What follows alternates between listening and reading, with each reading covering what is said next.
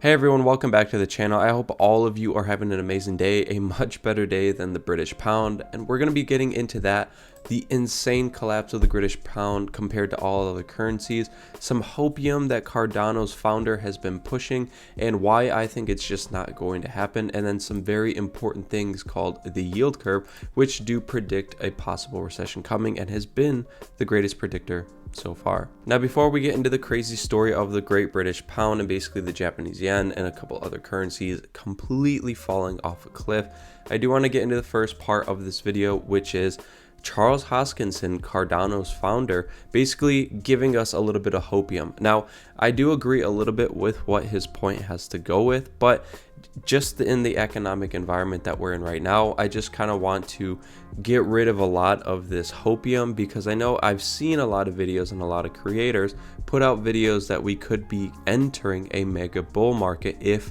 this happens. Now, in a recent interview with Cheeky Crypto, Charles Hoskinson basically said that if the Financial Innovation Act passes, that crypto could enter a mega bull run. And he basically goes on to say that he's been through 7 different bear and bull markets, and he's saying that this one is no different than the other. But I would like to argue that this one is a little bit different because the cryptocurrency market has never really went through a recession. I mean, Bitcoin was born out of the Great Recession in 2008.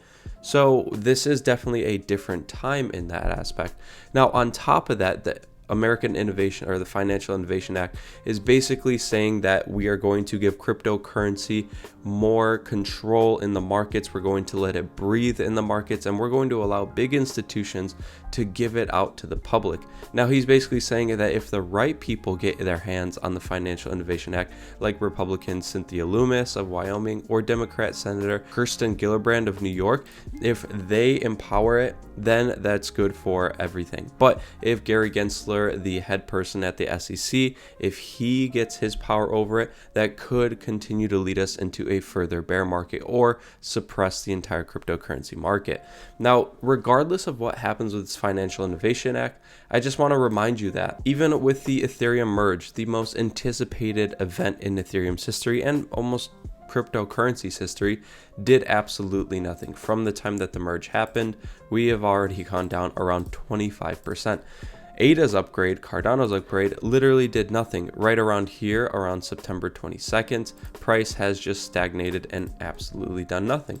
And then on top of that, coming back to the Great British Pound, when you're looking at it, I mean, people literally are making memes about this currency, and looking at this chart, you would think that this is a shitcoin or that it's a meme coin. But no, this is literally some country's native currency.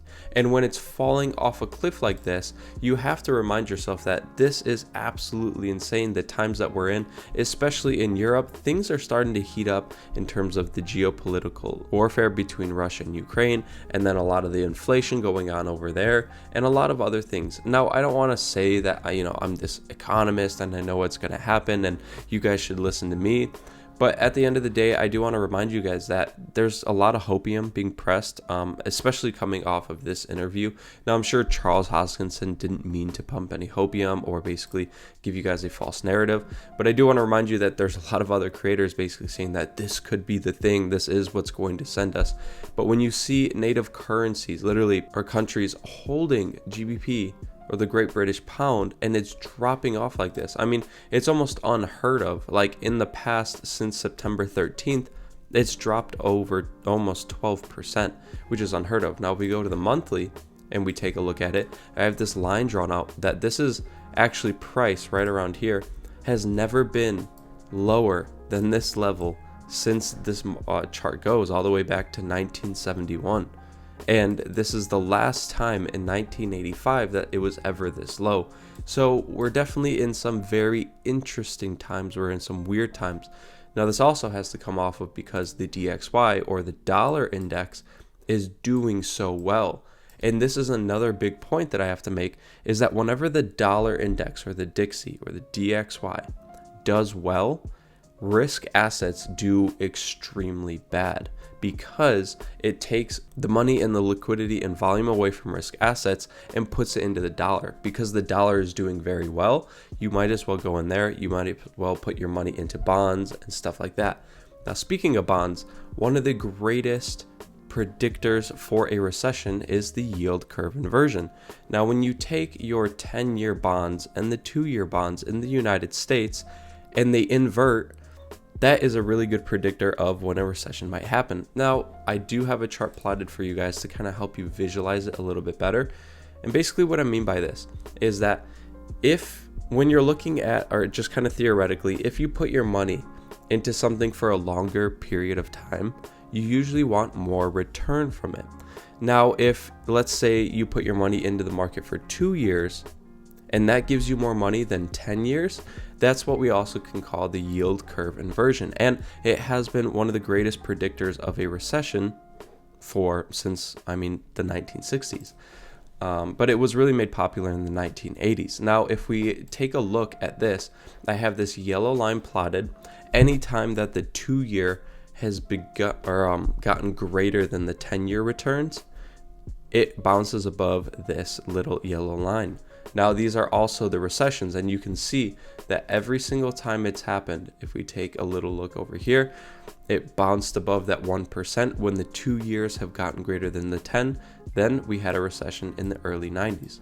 Then we had the dot-com bubble, where you could see right over here, again, the yield inversion, the 2-year became greater than the 10-year returns, and then we dropped even more. Then we had the Great Recession, where we had another bounce up right around here. Then we had the Great Recession for around 2 years. The COVID-19 bubble, which was a very, very small, if we zoom in here, it's very small, but it did happen. And then we had that very, very short recession. Now I just have to show you guys that, look, this is the highest one that we've ever been.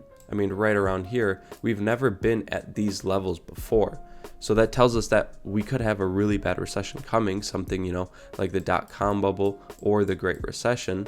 Again, anything can happen in these markets, but we are extremely past this yield curve inversion. So to say that, we're getting out and getting into a bull market pretty soon, I think is very ignorant. But it's also very important to remember that we still have a lot of pain to come because interest rates are still going to go up. We still have the geopolitical war going on. We still have a lot of things we need to figure out. So this is a great time to build in the markets and to figure things out. But another thing I want to show you guys is that if we look at Bitcoin's price, one thing is that we are stuck in between the $22,000 resistance and the $17,500 support. And until we break out of this, we still have so many levels to climb up to even get back to maybe half of Bitcoin's all-time high price. But if we take a look at the 4-hour chart, something interesting is happening. And I think this could be one more smaller drop to the bottom, is that when we take a look at what price action is doing, anytime that price starts to consolidate like it does over here, then we get a big move to either the upside or the downside. Again, this gray consolidation zone shows us that price is consolidating, it's not really doing anything, and then we get a big drop to the bottom and then up to the top. And again, right over here, consolidation, drop to the bottom. And what we're seeing again is another consolidation zone. And so, over the past 4 times, it's pretty safe to say that we could see another big drop to the 17,500 zone, which again is the lowest point that Bitcoin has seen since the middle of June. Now again, that's everything I have for this video. I didn't want to make it a completely long video. There's so much I can go into, and I didn't want to kind of just bash on Charles Hoskinson and the views that he had. I do understand where he's coming from, but again, we are definitely in a different time from those last 7 bull and bear markets. We are definitely going through a time period that Bitcoin and cryptocurrency has never seen, because Bitcoin and cryptocurrency were born right over here past this recession. And then it really depends if you want to count the COVID recession, because it was so long. It was from February to April, literally 2 months, and that was just a very interesting time, so to say. But that's everything I have for this video. If you guys enjoyed it, if you guys found anything insightful, anything helpful, I would definitely appreciate if you can comment and like the video down below. And also make sure to subscribe so you guys can stay tuned for daily videos like this. But until the next one, I'll see you guys then. Peace.